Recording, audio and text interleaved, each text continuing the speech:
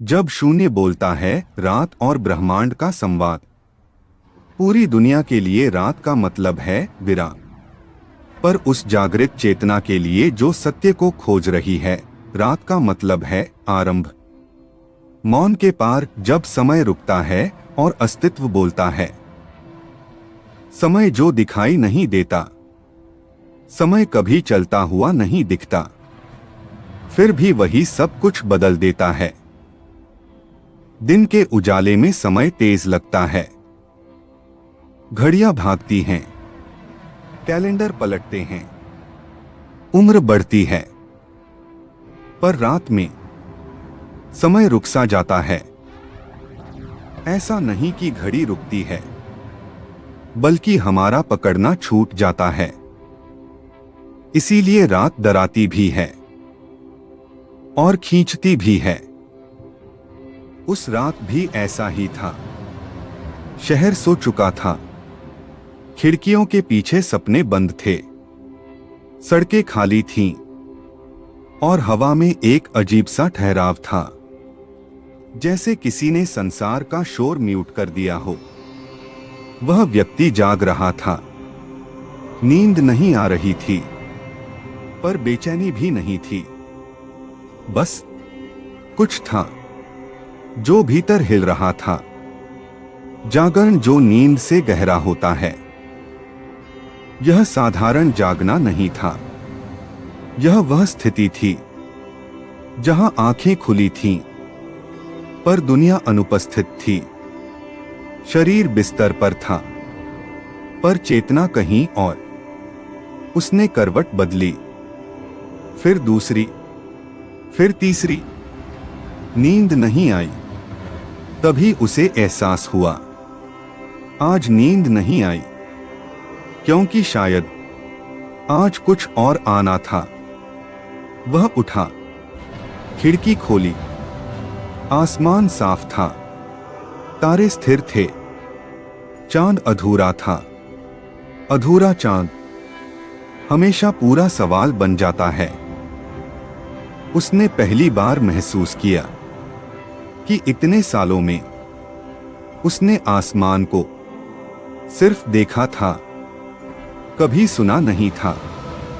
उस रात आसमान बोल रहा था, बाहर की चुप्पी और भीतर का शोर।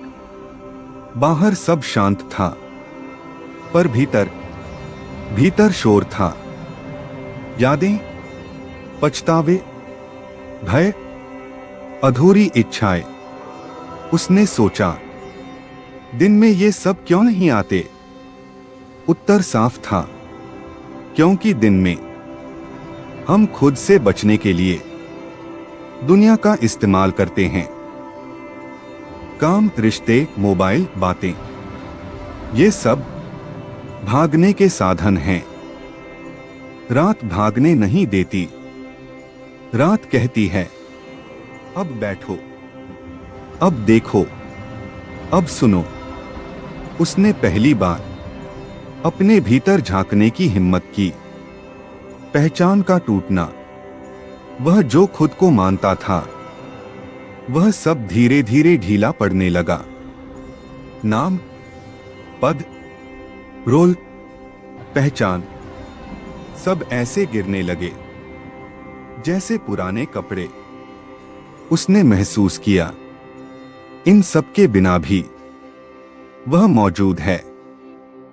और यह एहसास डरावना भी था और मुक्त करने वाला भी। डरावना, क्योंकि अगर मैं यह सब नहीं हूं, तो फिर मैं कौन हूं? मुक्त, क्योंकि अगर मैं यह सब नहीं हूं, तो फिर मुझे इन्हें साबित भी नहीं करना। यहीं से नई दृष्टि शुरू हुई। भगवान की खोज का भ्रम। लोग भगवान को खोजते हैं मंदिरों में, ग्रंथों में, गुरुओं में, पर उस रात एक बात साफ हुई, भगवान कभी छुपे ही नहीं थे, हम ही शोर में थे। भगवान कोई आकृति नहीं, वे स्थिति हैं। जहां मन चुप हो जाए, और अपेक्षा गिर जाए, वही भगवान हैं। उसने पहली बार बिना मांगे बैठने का निर्णय लिया। न सुख, न समाधान, न उत्तर, बस बैठना। मौन का पहला स्पर्श।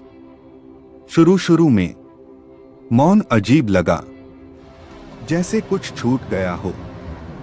मन बोला, कुछ करो, कुछ सोचो, कुछ समझो, पर उसने नहीं किया।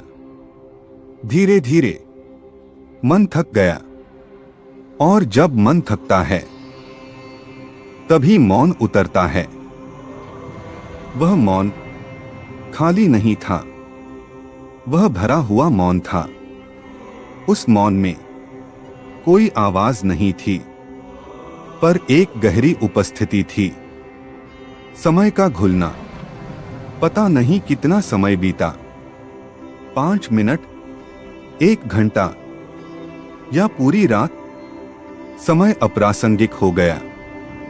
यह वह अवस्था थी जहां भविष्य की चिंता नहीं और अतीत का बोझ नहीं।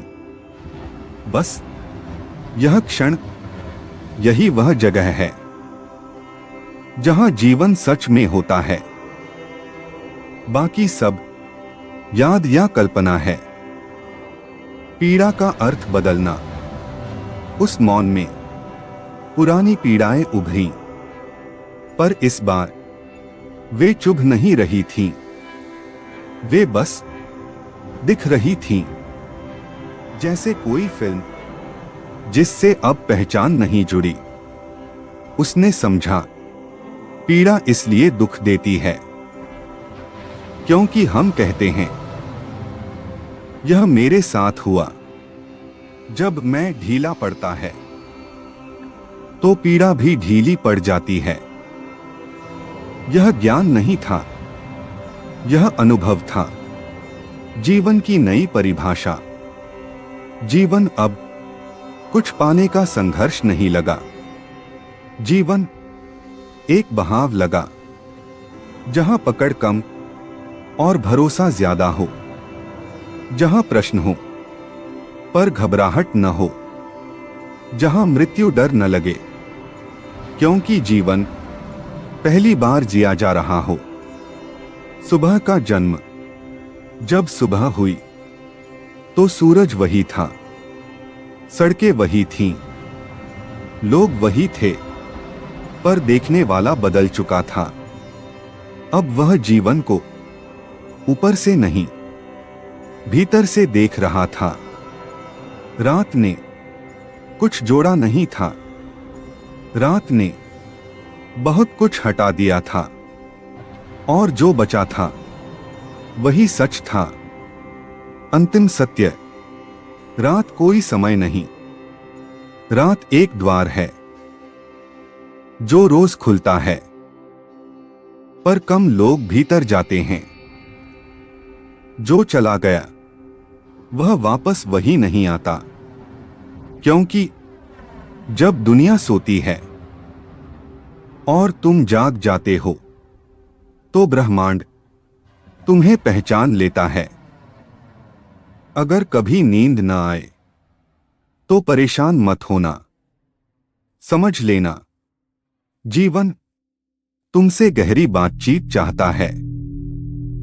मोबाइल मत उठाना, बस बैठ जाना, क्योंकि वहीं से नई दृष्टि जन्म लेती। मेरे प्यारे साथियों, अगर आपको मेरी कहानी अच्छी लगी हो तो हमारे चैनल को सब्सक्राइब करें, वीडियो को लाइक करें। धन्यवाद।